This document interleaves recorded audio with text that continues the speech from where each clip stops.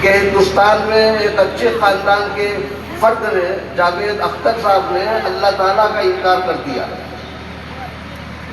Challenge بھی کیا کہ میں اللہ کا انکار کرتا ہوں اور میں چیلنج کرتا ہوں کوئی آدمی آ کر کے ثابت کرے۔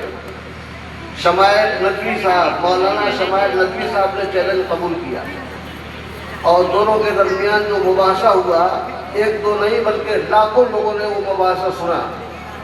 شمائل ندوی صاحب نے اپنی صلاحیت سے، اپنی دلیلوں سے، اپنی انگریزی دانی سے جاوید اختر صاحب کو لاجواب کر دیا۔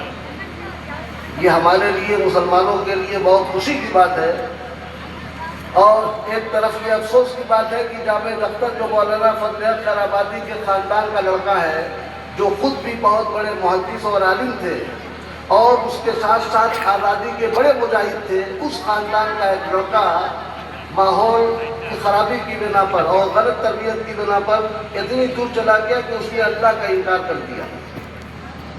ہمارے گھر میں، ہر مسلمان کے گھر میں قرآن پاک ہے، مسلمان قرآن پاک کو چومتا ہے، سینے سے لگاتا ہے۔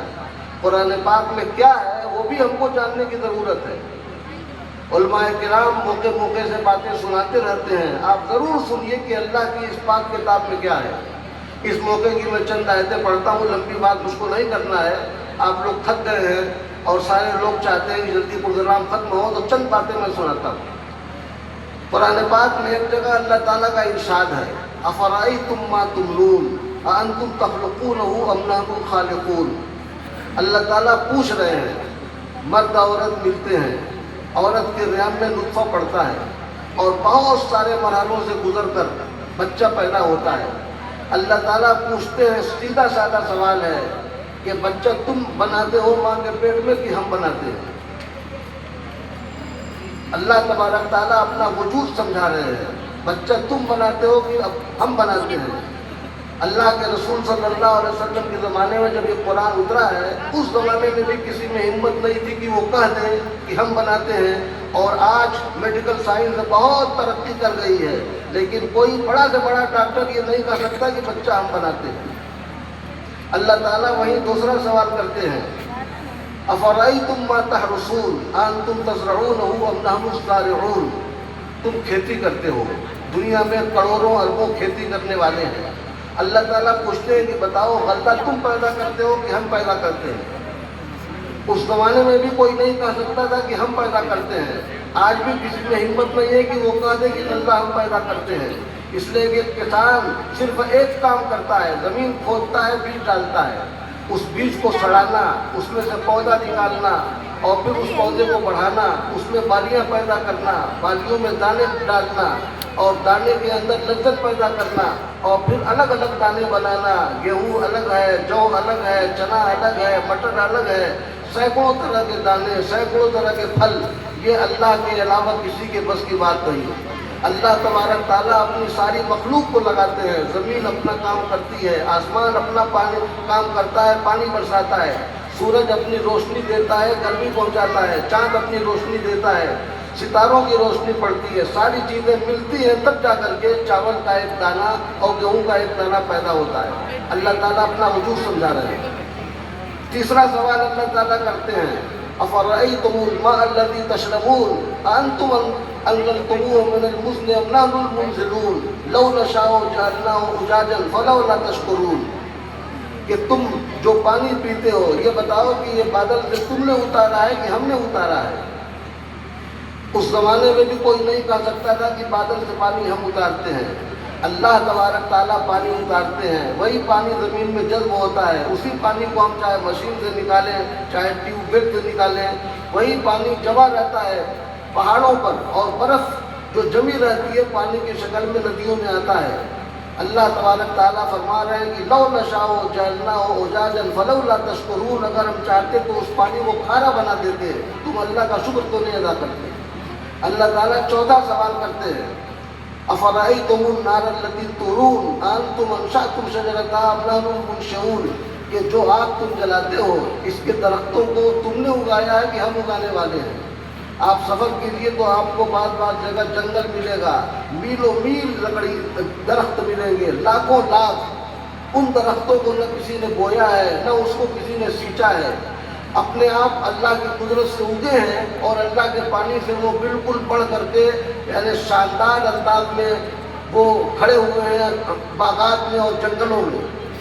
تو اللہ تبارک تعالیٰ نے بالکل سیدھے سادھے انداز میں اپنا وجود سمجھایا. یہ ایک مثال ہوئی. قرآن پاک آپ پڑھیں تو آپ کو ایک دو جگہ نہیں بلکہ ہر صفحہ پر اللہ کی قدرت ملے گی, اللہ تعالیٰ کی عظمت اور اللہ کی بڑائی کا بیان ملے گا اور اللہ تبارک تعالیٰ کے وجود پر دلیل ملے گی. اس لیے اگر ہمارا ماحول ایسا ہو جائے کہ ہمارے گھر میں پیدا ہونے والا بچہ اللہ کے وجود کا انکار کرنے لگے تو یہ ہمارے لیے بڑے افسوس کی بات ہے. اس لیے ضرورت اس بات کی ہے کہ اپنے بچوں کی ہم اچھے ماحول میں تعلیم و تربیت کریں. ایک بات اور مجھے عرض کرنی ہے کہ پیارے نبی محمد رسول اللہ صلی اللہ علیہ وسلم کی شان, آپ کا مرتبہ, آپ کی عظمت, آپ کی محبت, کسی چیز سے کوئی انکار نہیں. مگر یہ آپ جان لیجیے کہ صرف ہم نعت کے اشعار پڑھ کر اور اشعار سن کر کے سر دھن کر اللہ کے رسول صلی اللہ علیہ وسلم کے متبع اور پیروکار نہیں ہو سکتے.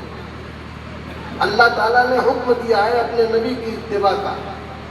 یہودی یہ کہتے تھے کہ ہم اللہ کے نزدیک بڑے محبوب ہیں, اللہ ہم کو بہت مانتا ہے. اللہ تعالیٰ نے یہودیوں سے کہا قل ان کنتم تحبون اللہ فاتبعونی, اے نبی آپ یہ کہیے کہ اگر واقعی تم اللہ سے محبت کرتے ہو تو میری اتباع کرو, اس لیے کہ میں اللہ کی طرف سے بھیجا ہوا رسول ہوں.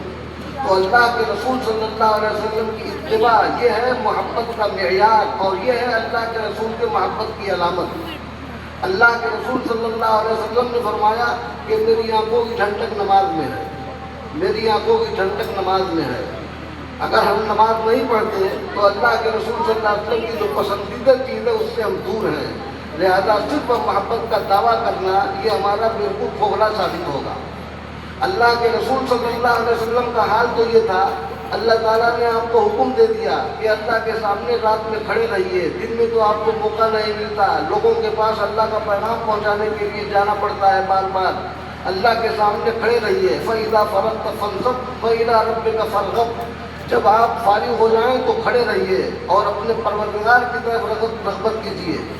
اس حکم کا اثر یہ ہوا کہ اللہ کے نبی صلی اللہ علیہ وسلم 5 نماز کے علاوہ رات میں تہجد کی نماز میں 6 گھنٹہ 7 گھنٹہ بعض مرتبہ اس سے زیادہ یا اس کے قریب اللہ تعالیٰ کے سامنے مصلی پر کھڑے رہتے تھے. اللہ تعالیٰ نے سورہ مزمل میں کہا ہے ان ربک یعلم انک تقوم ادنی من ثلثی اللیل ونصفہ وثلثہ وطائفۃ من الذین معک واللہ یقدر اللیل والنہار. اللہ جانتا ہے کہ اللہ کے سامنے آپ کھڑے رہتے ہیں, کبھی رات کا 2/3 حصہ, کبھی آدھا حصہ, کبھی 1/3 حصہ, آپ بھی اور آپ کے ساتھیوں کی ایک جماعت بھی. اور اللہ کیوں نہیں جانے گا, اللہ ہی تعالیٰ تو رات اور دن کی تعین کرتا ہے کہ رات کتنی بڑی ہوگی, دن کتنا بڑا ہوگا. تو اللہ کے رسول صلی اللہ علیہ وسلم کی محبت کا معیار یہ ہے کہ ہم آپ کی پیروی کریں. اللہ کے رسول صلی اللہ علیہ وسلم کی زندگی شاندار زندگی ہے. اللہ تعالیٰ نے آپ کو قرار دیا ہے اسوہ, وَلَكُمْ فِي رَسُولِ اللَّهِ أُسْوَةٌ حَسَنَةٌ, تمہارے لیے اللہ کے رسول کی زندگی میں بہترین نمونہ ہے. آپ کی جو گھریلو زندگی ہے بیویوں کے ساتھ انتہائی بہتر, اپنے بال بچوں کے ساتھ انتہائی بہتر, آپ کے جو اخلاق ہیں عام لوگوں کے ساتھ, غیروں کے ساتھ اور عام انسانوں کے ساتھ انتہائی اعلیٰ. اور اسی طرح سے آپ صلی اللہ علیہ وسلم کا جو اور طور طریقہ ہے وہ انتہائی بے مثال اور ایسا ہے کہ جس کی اتباع کرنے کے لیے ہم سوچیں تو ہم کو بہت ہی مشکل معلوم ہوگا. تو اللہ کے نبی صلی اللہ علیہ وسلم کی محبت کا اصلی معیار ہے آپ کی اتباع کرنا اور آپ کی پیروی کرنا.